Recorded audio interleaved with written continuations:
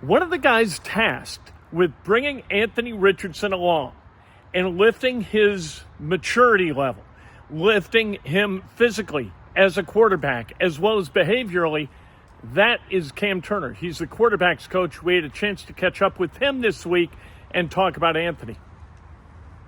How have you seen Anthony take the last couple of weeks, and just where do you feel like he's at after benching? Yeah, obviously it was a difficult situation for him, but ultimately he's been professional about it. Just comes to work, ready to work, and he's handled it really well, really mature, to be honest with you. Where do you want to see him grow the most? Kind of all around, all aspects of playing quarterback. From growing in the meeting rooms, on the field, and just really all aspects of it. How much is you coaching him up physical attributes to behavioral attributes? Yeah, I mean, every day you're working on kind of both. You're working on the mental side of the game, the physical side of the game, and you're working on all of that. I'm not teaching him how to run faster per se, but as far as the footwork's concerned and your eyes and the mental part of the game. What have you seen from Joe this week in terms of just kind of bouncing back from last weekend? He's a true pro. He's coming to work every day, and he's going to do everything right. He's going to put the time in, and that's why he's where he's at right now. When reps are limited for Anthony practice-wise, obviously nothing in the game, how do you go about drilling what needs to improve physically versus what he was getting, Sure. I mean, that's definitely always a challenge, right? The reps, you can't replace them. You can't replace them at all, but you can supplement them as far as during practice, talking to them, talking through it, film. We have other resources we use that can kind of mimic reps as well. His numbers as a rookie, much better than it was this year. What do you point to as the dip from year one to year two?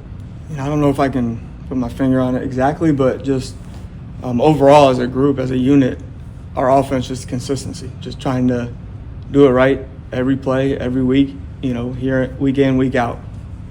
Does it feel like there's, lingering effects from the shoulder, or is it time off, like getting some of those mechanics in, just as far as he's at like 59% completions last year to, obviously he's not there this year. Right. No, I think his shoulder's healthy. He's proven he can throw it, all that. It's just kind of the consistency of it, and it's part of the game, and kind of just figuring it out as you go. Mm-hmm. Could you kind of describe his emotions upon hearing the news, and just how you've seen him react to that? Dejected, motivated? I think it motivated him. He came to work the next day and was ready to work, and just doing what he can do at that point to help our team and just be ready. And that's what we harped on. Just you're going to get a chance again. Don't know when, don't know how, but you're going to play again. Just be ready and be ready to go. Has his level of work quantitatively improved since the benching? Is he here more often? Is he grinding a little more? You've definitely seen some of that where it's motivating, and he's working at it and trying to figure it out day to day, Were you a part of this at all in Carolina, Arizona, with Cam or Kyler, where you felt like there was kind of this crossroads where the original plan wasn't going the way you wanted to, you changed the plan, and then of course you have, through the course of a season or multiple seasons, you have ups and downs. You have things you have to figure out throughout the season, and no two of those situations are the same. But yeah, you go through a full season, you're going to face some adversity and got to find ways to kind of push through it and figure it out. Now that he doesn't have his own plays on film to go back to each week, do you find yourself do you sit down with him and go back to earlier games and drill in on those, or are you more teaching him through how Joe plays? What does film study look like? Well, you can definitely learn from other guys in the room, whether it's watching yourself or watching someone else.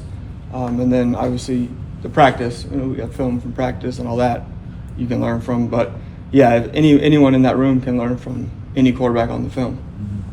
Is it kind of up to him to learn how to play quarterback in the end, or do you see this as sort of you're running a QB school for him while you're preparing the other quarterbacks to play? Yeah, sure. Anytime you're trying to develop guys, it's you're working on the game plan for the week, and you're working on, the player as a personal player, trying to develop them the year goes on. Any young quarterback, any quarterback really, but I think it falls on both the player and the coach. Responsibility wise, just to get them ready and get them better and develop.